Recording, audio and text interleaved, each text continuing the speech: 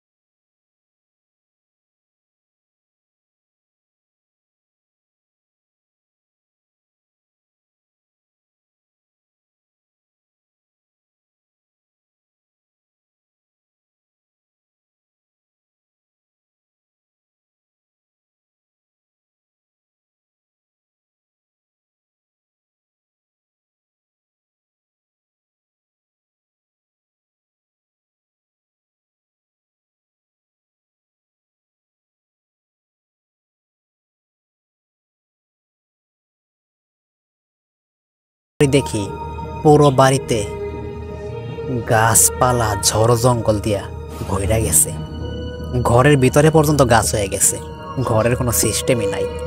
কাকতালীয় ভাবে জানি না কোন জায়গায় থেকে যেন ঘরের ভিতর একটা হরা গাছ জন্ম নিছে। হরা গাছটা মোটা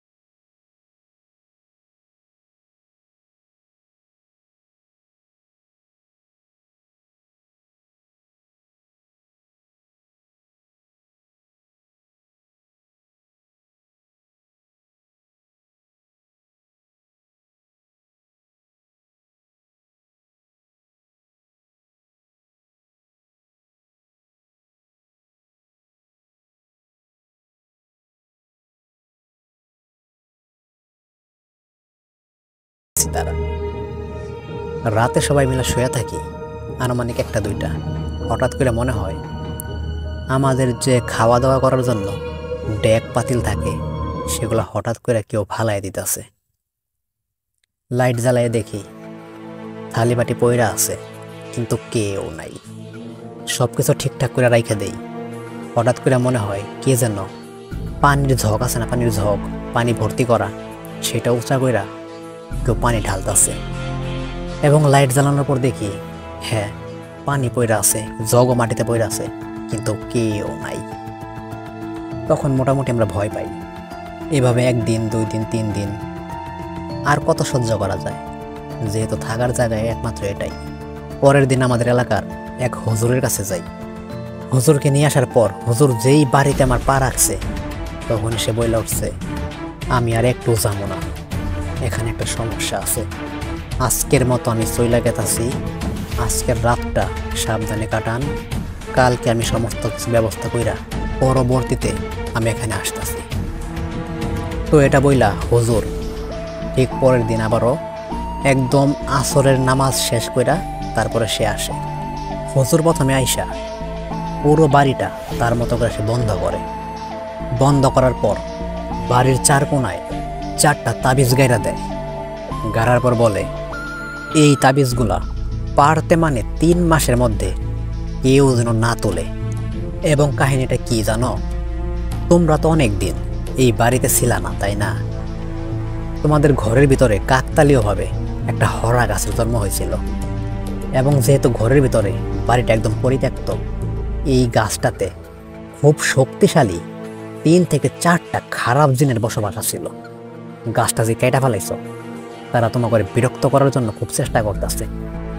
হয়তো কোনো কারণে তোমাদের ক্ষতি করতেছে না, কিন্তু এটা খুব দ্রুত সমাধান হইতাছে দেখা হয়তো তোমাদের সাথে ইনশাল্লাহ আর কখনো কোনো কিছু হবে না। তো আমার এই ফর্মুলা যা দিয়ে গেলাম তোমাদের, এটা একটু মাইনাস হলো। নামাজ কালাম পড়ো, আল্লাহকে বিশ্বাস করো, ভালোভাবে দিন কাটাও। ইনশাল্লাহ আশা করি 3 মাস যদি ঠিকঠাকভাবে কাইটা যায় আর হয়তো সমস্যা হবে না। তো এটা বললা হুজুর চলে যায়। তারপর থেকে ইনশাল্লাহ এখন পর্যন্ত আর কোনো সমস্যা হয় নাই। তো এই ছিল একটা ঘরের ছোট একটা কাহিনী। ঘরের ভিতর গাছ, আজব না? কেমনে সম্ভব? তো মাই ডিয়ার অডিয়েন্স, এই কাহিনীটা আপনাদের কেমন লাগছে আমি বলতে পারবো না, ভালো লাগছে কিনা তাও জানি না। যদি একটু ভালো লাগে অবশ্যই একটা লাইক করবেন। আর আমার এই চ্যানেলে মর্মান্তিক ঘটনা খুব একটা কম শোনানো হয়, শুধু ভয়ের ঘটনা শোনানো হয়। তো আশা করি যদি প্রতিনিয়ত কাহিনী শোনার আগ্রহ থাকে আমার চ্যানেলটা সাবস্ক্রাইব করবেন। তো আজকের কোনো কথা নয়। তো আমি শাহিন আজকের মতো বিদায় নিচ্ছি।